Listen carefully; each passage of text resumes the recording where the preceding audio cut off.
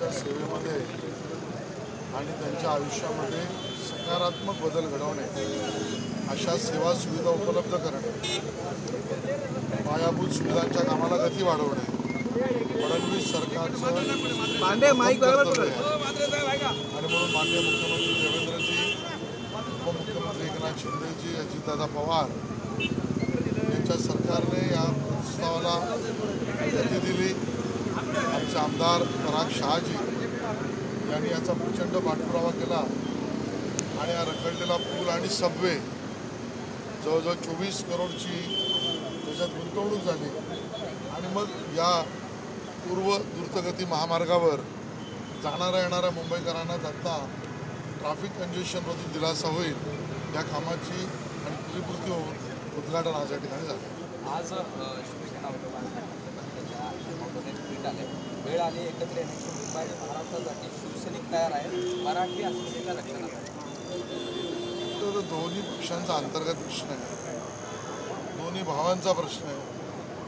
त्याने साथ दिली, त्याने प्रतिसाद द्यायची की नाही, त्या दोघांनी ठरवावं आणि ते ठरेपर्यंत आम्ही त्याच्यावर लक्ष ठेवून आहोत. योग्य वेळेला राजकीय भूमिका मांडली. शरद पवार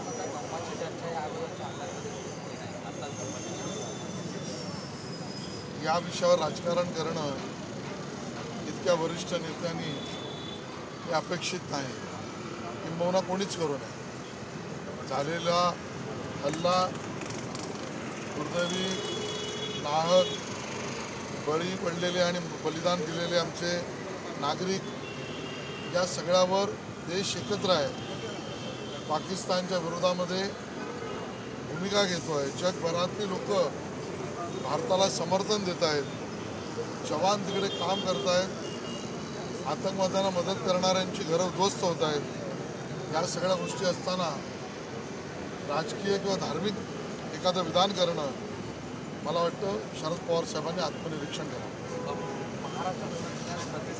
आनंद पांडे माईक रामचंद्र शिरसाट उत्तर.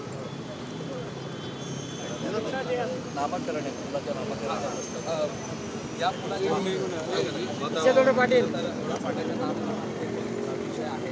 काय नामकरण करण्यात येणार आहे या सगळ्याच परिसराला एकाच आंबेडकरी चळवळीची पार्श्वभूमी. या ठिकाणी असलेला पूर्णाकृती परमपूज्य भारतरत्न डॉक्टर बाबासाहेब आंबेडकर यांचा पूर्णाकृती जो पुतळा आहे तो इथलं मुंबईचं श्रद्धास्थान आहे. रमाईनगर या विभागाचं नाव आहे. त्या स्थानिक आमदारांनी तशी मागणी पराग शाह यांनी केलेली आहे, स्थानिक नागरिकांनी सुद्धा केली आहे. म्हणून मला असं वाटतं की मी स्वतःच आज माननीय MMRDAच्या आयुक्तांना आणि मुख्यमंत्र्यांना, उपमुख्यमंत्र्यांना पत्र लिहितो. त्या पुलाचं नाव स्थानिक भावना आणि इथली पार्श्वभूमी बघता माता रमाई यांच्याच नावाने या पुलाचं नामकरण व्हावं असं पत्र लिहिणार.